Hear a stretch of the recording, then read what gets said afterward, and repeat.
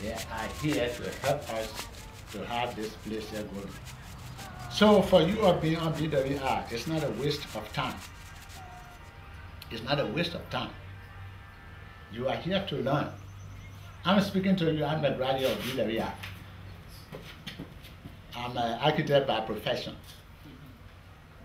That's it. But now I'm in administration. Once in a while, I go in the architecture drafting department and lecture, and which I will be doing. So do not say being on BWI is just a waste of time. No. Because whatever you learn here, it will stay with you until you die. I thank you. By history, the BWI was a dream come true of the late President Charles Dunbar Bridges King. When he visited the United States on the campus of Tuskegee, he was asked by a journalist, if, Mr. President, you were asked, what impressed you most about your visit to the United States?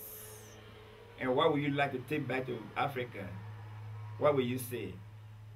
The late President Charles D.B. King replied, if he had his wish, he would take Tuskegee Institute to Liberia. And BWI today is indeed the Tuskegee of Africa. Historically, the BWI is Liberia's oldest and most renowned vocational institution. Graduates are spread all over the world, making immense contribution to development. There are many in government in very prominent positions. They have established businesses. They are the managers in concessions, in corporations, in plantations, and you name it. This institution is a great institution. BWI was founded in March 1929. For more than 3/4 of a century, the BWI has been a reservoir of middle-level technicians, specifically in the areas of agriculture, auto mechanic, electricity, electronics, general building construction, business education, and home economics.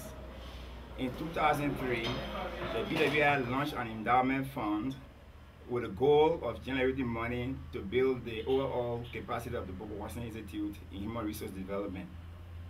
The fund has 4 objectives. 1, staff development so as to modernize the technical capacity of the staff. 2 is to improve the physical infrastructure of the institution in terms of renovation and building new laboratories and classrooms. Number 3 was to improve the curriculum in terms of content and modern equipment. And number 4 was to expand agricultural production in order to sustain the institution. We are down in a paddy field. Here we have students from the agriculture department growing rice. You know, rice is a staple in Liberia, so when you train in agriculture, it's also incumbent to train in rice production. And the young men and women you see in the background are agricultural students from all over the country, and they have come to BWI for this 4-year program so they can get some training in rice. And behind me is Mr. Jacob Sui, who is the head of the agriculture department, and he's here with some of his field technicians that are training these young men and women how to produce rice. The rice in the field here is the Chinese hybrid rice. It's very high yielding. We tested it. It's palatable, and right now it's viewed as Liberia's hope for increasing rice production all throughout the country. As a result of 14 years of conflict, the physical infrastructure of BWI was devastated. The institution suffered brain drain as technical men left the institution for safer haven. Consequently, the institution lacks manpower to do training, and for those that are at the institution, there's a need to improve their capacity in using modern tools and equipment. This makes staff development very important. Another effect of the war was also on families, as the social fabrics faded away. Because of the devastating socio-economic situation, young men and women of school ages are seen around all street corners selling candies, peanuts, scholars instead of going to school to prepare for that future. And they are doing that only because they want to help to sustain the families. It's about time to provide educational assistance to these young men and women to bring hope to their future.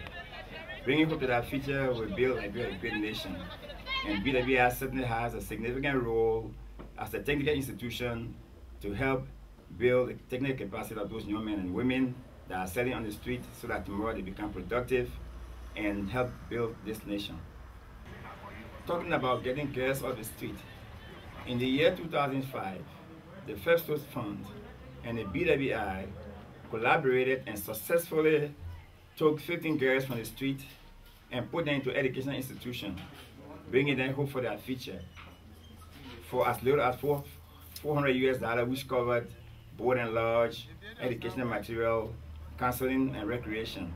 With your support, the Phelps Stokes Fund and the BWI can get more and more girls off the street, thereby bringing hope to them and building their future. The BWI has also been involved in trying to industrialize women. We have tried to encourage girls to not only want to be secretaries and accountants, to make them masons, carpenters, agriculturists, plumbers, and etc.